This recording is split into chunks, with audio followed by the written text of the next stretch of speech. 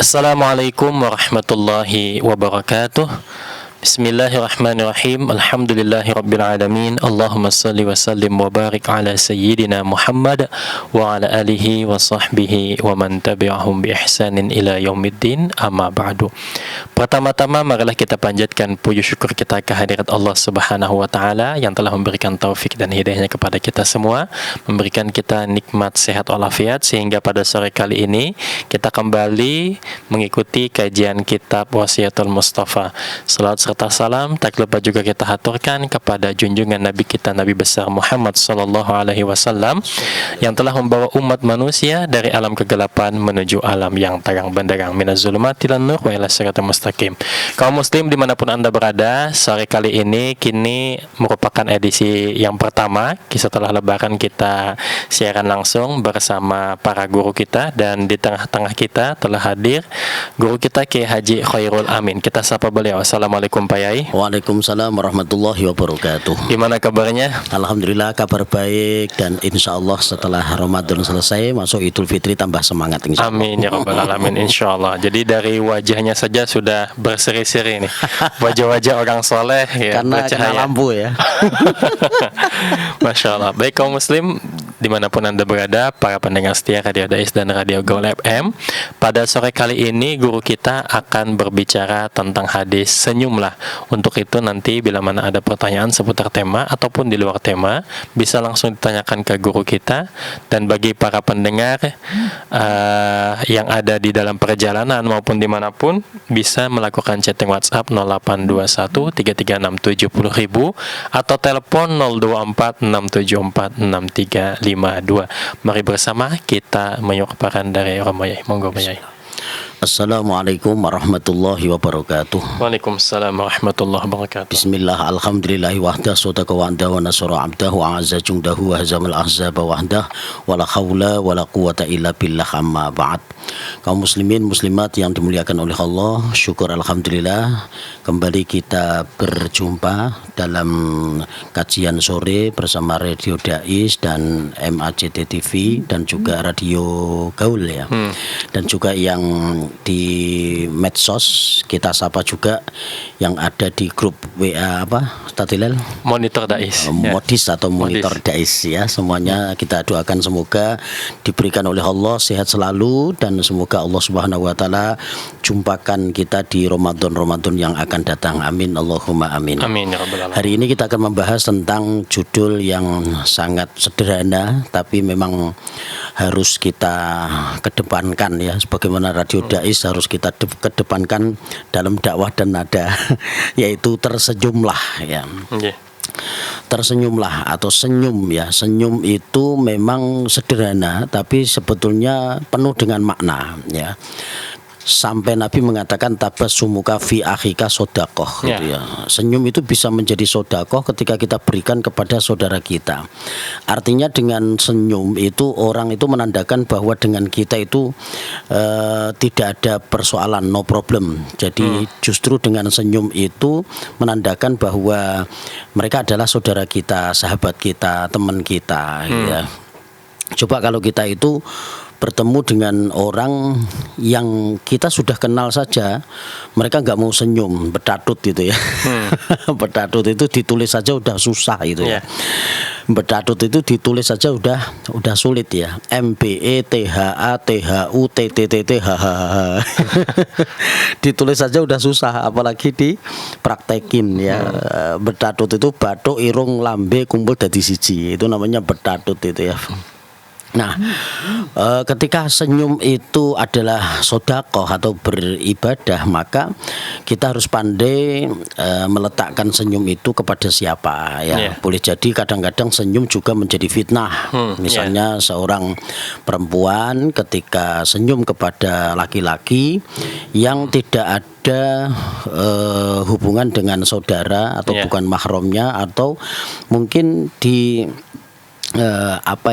di saat-saat di mana memang berpotensi terjadinya satu hal yang menjadikan dosa gitu ya. Jadi potensi-potensi itu harus kita pahami ya. Jadi kalau perempuan tahu-tahu senyum kepada seorang laki-laki yang berpotensi menimbulkan syahwat, maka senyum itu bisa menjadi satu musibah gitu ya, atau menjadi potensi dosa seperti itu. Maka Nabi itu istri-istrinya diperintahkan untuk tegas sama Allah gitu ya.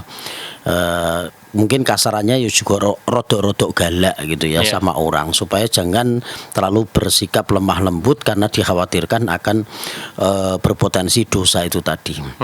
Nah, bagi perempuan-perempuan sekarang itu juga harus meniru istri-istri para nabi dan rasul, karena sekali saja mereka itu mengumbar senyum kepada orang yang bukan mahramnya atau memang orang yang bukan saudara dengan kita dan ada potensi-potensi terjadi maksiat, maka itu adalah menjadi awal ya daripada perbuatan dosa seperti itu. Jadi kadang-kadang wanita juga harus menahan gitu ya dari hal-hal yang menjadikan laki-laki itu timbul syahwatnya. Kemudian kalau senyumnya itu senyum ada alasannya, itu tidak masalah, walaupun seorang perempuan dengan laki-laki kalau memang sedang ada diskusi, kemudian ada obrolan, ada rapat gitu ya, kemudian ada ya semacam perkumpulan, kemudian di situ memang harus senyum gitu ya, maka senyum itu menjadi ibadah, menjadi sedekah ya. Kemudian senyum dari seorang karyawan misalnya atau pegawai kepada kliennya gitu ya, atau dengan konsumennya, itu juga menjadi satu manajemen gitu ya, atau marketing dari sebuah perusahaan itu boleh, karena memang tujuannya untuk mencari apa ya, customer itu yang supaya membeli produk kita misalnya, seperti itu tuh boleh, asal tidak diniatkan dengan yang macam-macam. Nah, secara umum senyum itu sedekah atau bernilai ibadah. Kenapa? Karena senyum itu, dengan senyum menunjukkan bahwa kita itu adalah saudara kepada orang yang kita senyumi atau orang yang bertemu dengan kita. Nah, maka di dalam kitab Wasiatul Mustafa, Nabi Muhammad juga berpesan kepada Sayyidina Ali, ya Aliyu kun basyashan fa innallaha yuhibbul basyashin wa yabghadul ubus al karimah al wajhi. Wahai Ali, jadilah dirimu seorang yang berwajah senyum. Nah, sesungguhnya Allah mencintai orang-orang yang berwajah senyum dan membenci orang-orang yang berwajah cemberut lagi masam. Basa Jawane tadi betatut itu. Bahkan Nabi itu pernah ditegur ya sama Allah ketika ada orang buta yang datang kepada Nabi di saat Nabi sedang menjamu para pejabat-pejabat tinggi negara. Kemudian datanglah Abdullah bin Umi Maktum kalau tidak salah. Beliau datang dalam keadaan buta. Beliau kan namanya juga orang Badui. Badui itu orang desa Turklutuk gitu ya. Itu datang ke Nabi karena juga orang Badui itu bawaannya memang seperti itu. Jadi sebetulnya bukan sedang menghina atau sedang kurang ajar atau sedang membuli Nabi, bukan, atau merendahkan Nabi, sama sekali tidak. Abdullah bin Umi Maktum itu datang memang asli polos, karakternya orang Badui seperti itu. Ya, kalau bicara kenceng gitu, ngomong kadang terkesan gak sopan. Ketika datang kemudian Abdullah bin Umi Maktum ini memanggil dengan sebutan Mat, Muhammad gitu ya, Mat gitu ya.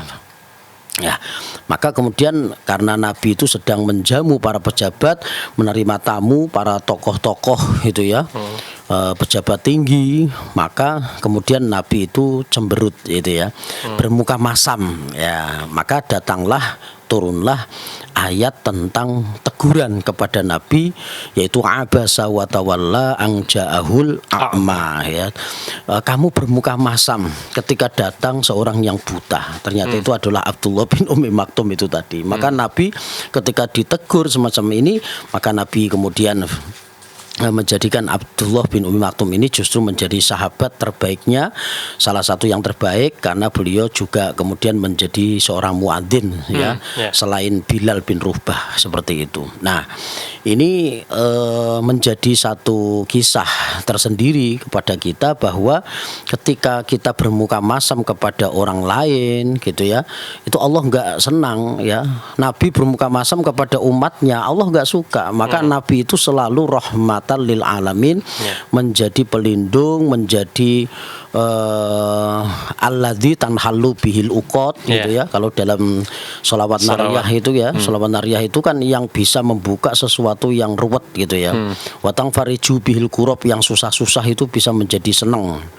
Watukdo bihil hawaij, sahabat-sahabat yang hajatnya belum terkabul antara Nabi bisa terkabul. Watuna rubihi rogoib wa husnul khawatimi wa istasqal gomam dan sebagainya. Ini sudah pernah kita terangkan tentang isi daripada sholawat nariyah. Jadi sholawat nariyah itu adalah sholawat yang isinya memuji Nabi, karakteristik seorang Nabi Muhammad itu disebut di sholawat nariyah tersebut. Nah, tentunya ketika kita berbicara tentang senyum gitu ya, itu menunjukkan bahwa kita juga senang dengan apa yang kita lihat, kita dengar, kita saksikan. Ketika Nabi itu tidak senyum dengan sesuatu yang di depannya atau yang didengarnya atau apa yang dilihatnya di depan beliau, itu menandakan bahwa Nabi tidak ridho gitu ya.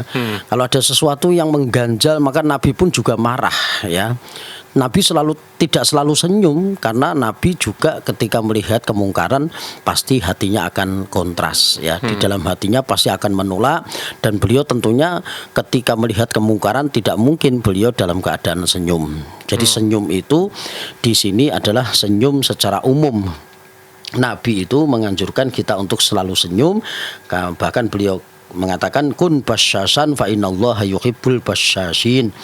Ya, senyumlah karena sesungguhnya Allah itu senang dengan wajah-wajah senyum gitu ya. Wajah senyum itu yang bagaimana, yang dilihat itu menyenangkan, mengenakkan, ora angker gitu ya. Ora medeni wong gitu ya. Nah, selalu dalam keadaan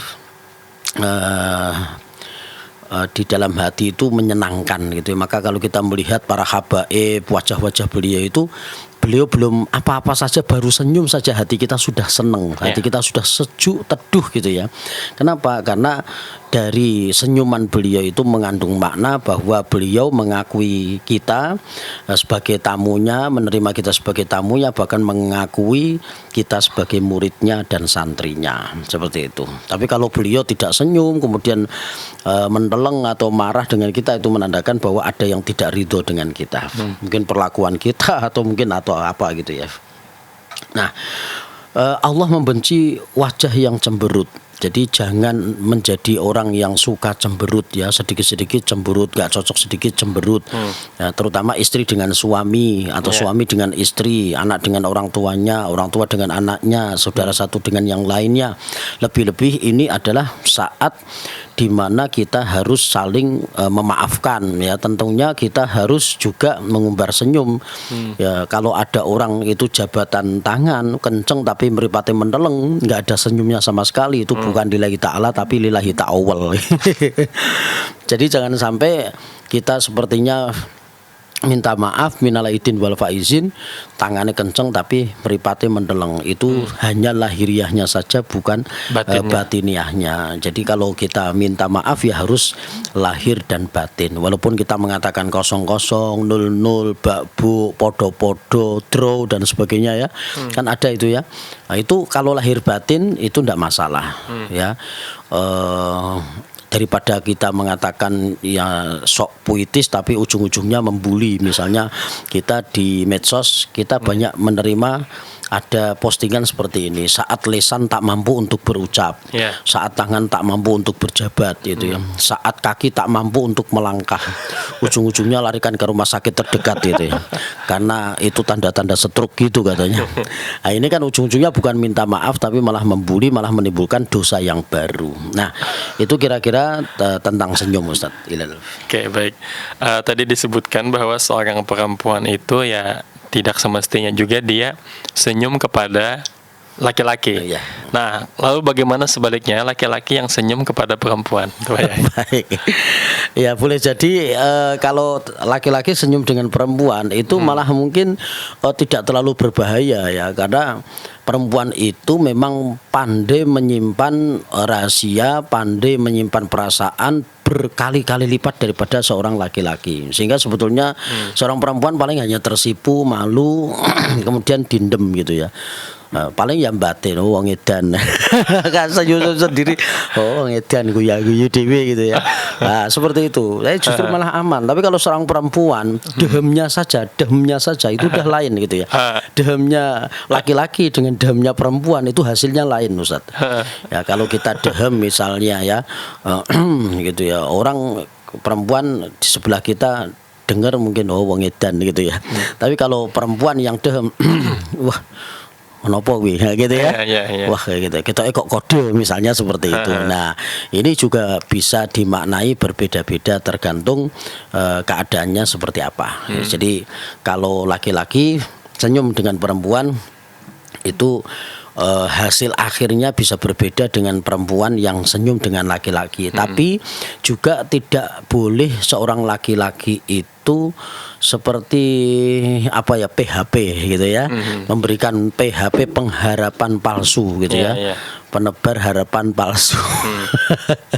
Dengan senyum, dengan memberikan janji ini dan itu kepada seorang perempuan, kemudian perempuan tadi seperti diberikan janji-janji gitu ya, atau diberikan harapan itu ya, itu kemudian perempuan tadi jatuh cinta, kemudian bisa gila karena ternyata laki-lakinya hanya memang tebar pesona, kemudian hanya PHP dan sebagainya, apalah bahasa yang sekarang itu, sehingga akhirnya menjadikan seorang perempuan ini menjadi rugi. Maka saya pesan dengan seorang perempuan, kalau ada seorang laki-laki yang senyum kemudian PHP itu jangan terlalu dipikir berlebihan.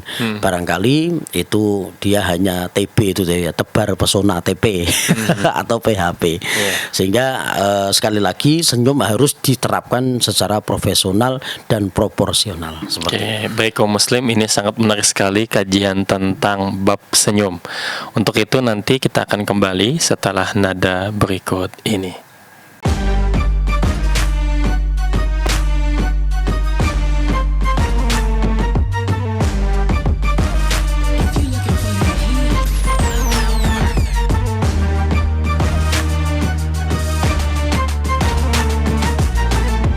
Dipancarkan dari Menara Al-Husna. Dipancarkan langsung dari Menara Al-Husna. Dipancarkan dari Menara Al-Husna. Kawasan Masjid Agung Jawa Tengah 107,9 FM. 107,9 Radio Dakwah Islam terdepan dalam dakwah dan nada.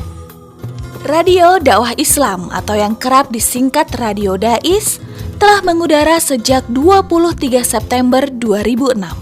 Radio berfrekuensi 107,90 MHz yang bertempat di lantai 1 Menara Al-Husna kawasan Masjid Agung Jawa Tengah merupakan radio yang bukan hanya menampilkan dakwah syiar agama Islam, tapi ternyata yang lain adalah Dais menyajikan acara hiburan, pendidikan, dan informasi dengan format Islami.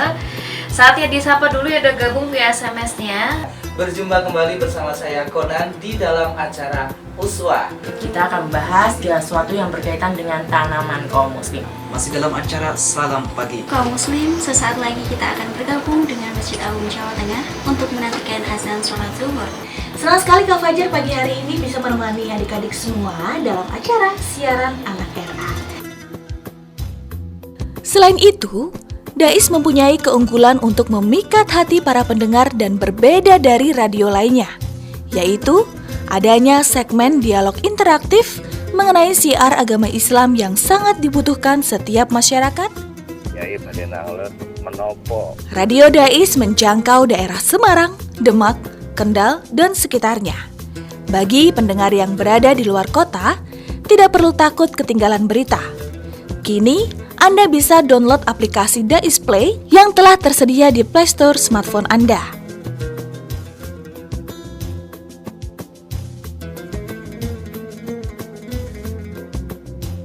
Radio Dais, terdepan dalam dakwah dan nada.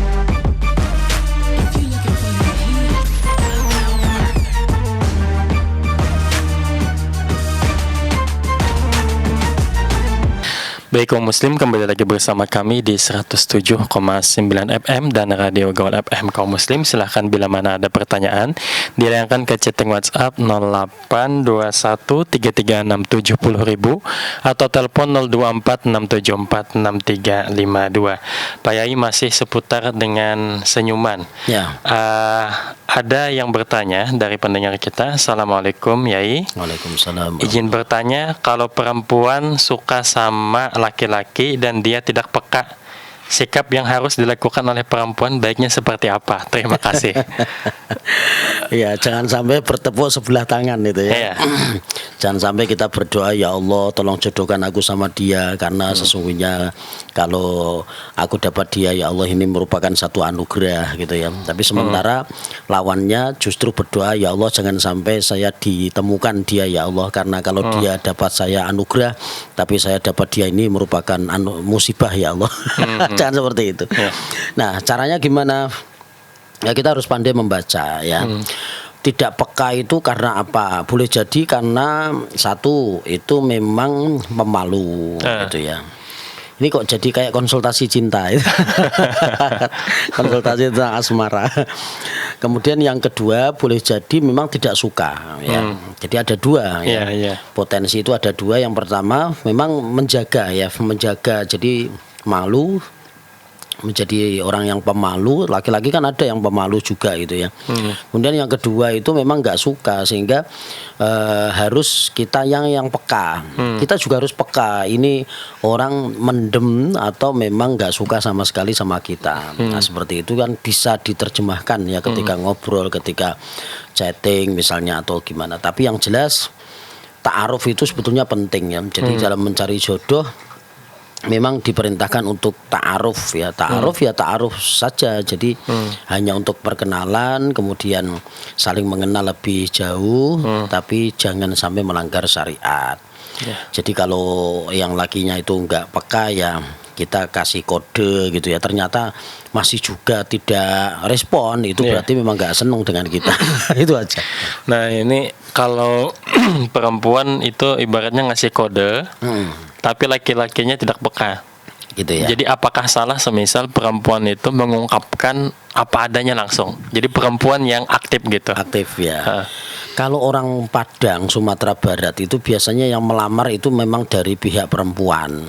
Kalau melamarnya, tapi kalau dalam ungkapan rasa ke laki-laki itu biasanya memang cenderung menunggu ya perempuan itu. Tapi sebetulnya enggak masalah kalau memang seneng ya, why not.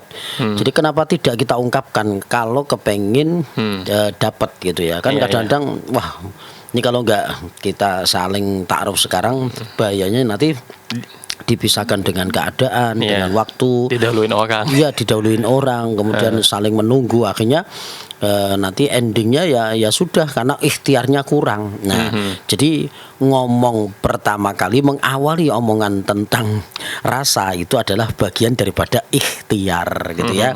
Nembak dulu sebelum ditembak itu juga bagian daripada ikhtiar. Jadi saya kira tidak masalah ya, asal kalau nanti ditolak kita harus siap seperti itu.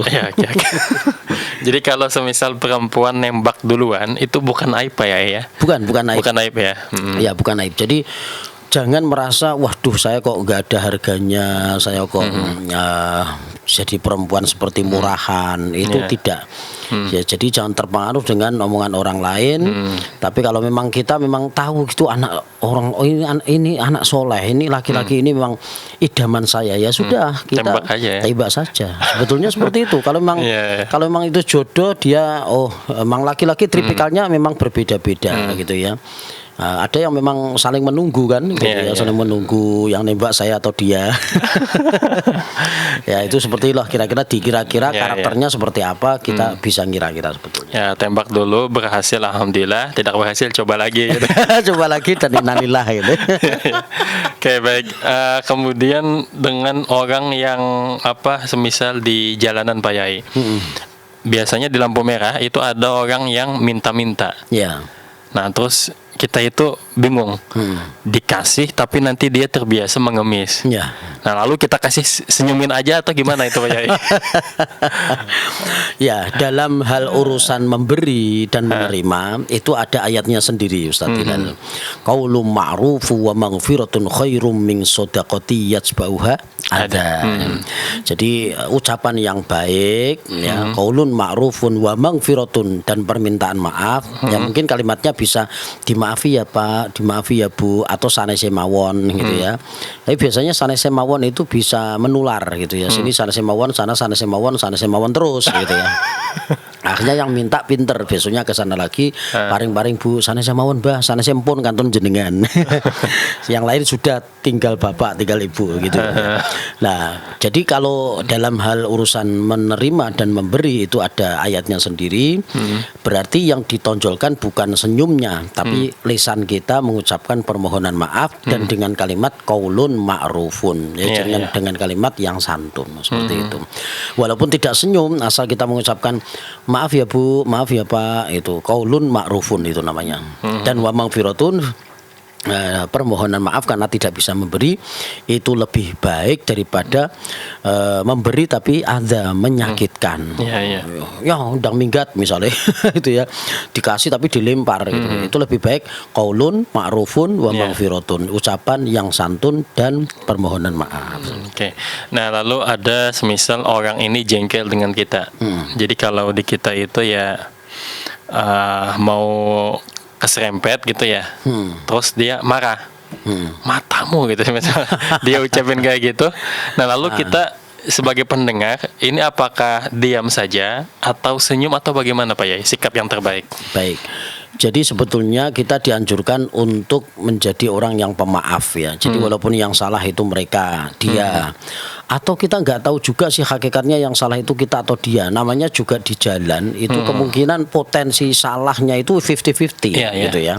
Jadi boleh jadi kita benar, sana juga benar, atau kita salah, mereka juga salah. Tapi yang ada juga yang sama-sama benar, tapi pihak orang lain yang sebetulnya salah, kita sama dia itu kena impasnya. Nah, kalau seperti itu masuk kategori wal'afina 'anin nas, itu menjadi lebih baik ya. Jadi menjadi pemaaf walaupun dia miso, kemudian tidak minta maaf dengan kita, kita justru mengalah, kemudian kita memaafkan, itu kita akan masuk dalam ayat wal'afina 'anin nas, menjadi pemaaf, dan ujung-ujungnya kita disenangi sama Allah, wallahu yuhibbul muhsinin, seperti itu. Tapi andai kata kita menjawabnya ya sekedarnya saja, atau justru kita istighfar gitu ya, kalau dikata-katain langsung astagfirullahaladzim, pampun teringkang kadah Gusti. Nah, bagi yang bisa menahan emosi, kalau tidak ya akhirnya kemudian berantem itu tadi gitu ya. Jadi boleh jadi potensi-potensi di jalan itu memang namanya juga di jalan itu ya, karena hiruk pikuknya, kepekatan daripada lalu lalang kendaraan juga mengakibatkan orang stres, kemacetan menjadi orang banyak yang stres, maka tingkat emosionalnya di jalan itu lebih besar. Jadi memang harus dipraktekkan dalam kesabarannya di jalan seperti itu. Oke, baik kaum muslim, itu tadi bagaimana kita mengelola hati supaya sabar dan wajah kita supaya senyum. Kemudian permohonan maaf itu betul-betul lahir batin, bukan cuma di lahiriahnya saja. Dan untuk lebih memantapkan majelis kita di sore kali ini, kita mintakan doa dari Pak Yai. Monggo Pak Yai. Amin amin. Allahumma antas salam wa minkas salam wa ilaika ya'udzu salam.